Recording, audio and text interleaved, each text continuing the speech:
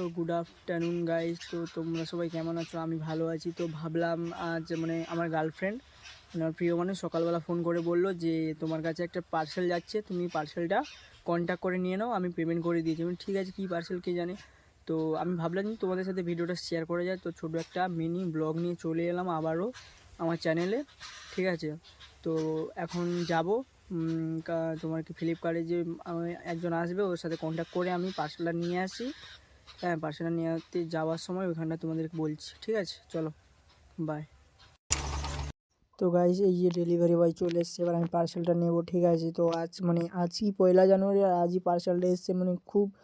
খুব বলতে খুব এক্সাইটেড, কারণ ফার্স্ট টাইম আমাকে ফার্স্ট টাইম না, আরও আগেও দিয়েছে। খুব আনন্দ, খুব এক্সাইটেড আমি। তো গাইজ দেখতে পাচ্ছি যে পার্সেলটা নিয়ে নিয়েছি। তো এবার বাড়ি যাব, বাড়ি গিয়ে আনবক্সিং করে তোমাদের দেখাচ্ছি, পরে কেমন লাগে তোমার সাথে বলবো, ঠিক আছে। তো এই যে পার্সেলটা দেখতে পাচ্ছ আমার হাতে আছে। তো এটা চলো ওপেন করা যাক, কী আছে এর মধ্যে। আমি তো বাট জানি না তো এর মধ্যে কী আছে। চলো,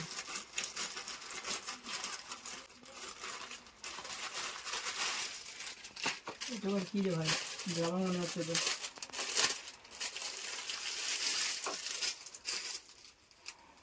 যেটার ভয় ছিল এটাই এসছে, পাঞ্জাবি, ঠিক আছে। দেখো পাঞ্জাবি, এবার পরবো, পরে তোমাদের রিভিউটা দেবো, ঠিক আছে।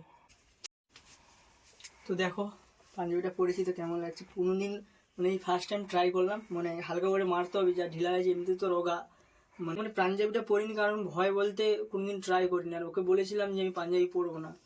তো দেখো রেজাল্টটা দেখো কেমন লাগছে। তো হালকা করে মাথায় বুঝতে পারছি যে অবস্থাটা কী হয়েছে আমার। চলো, বাই, টাটা।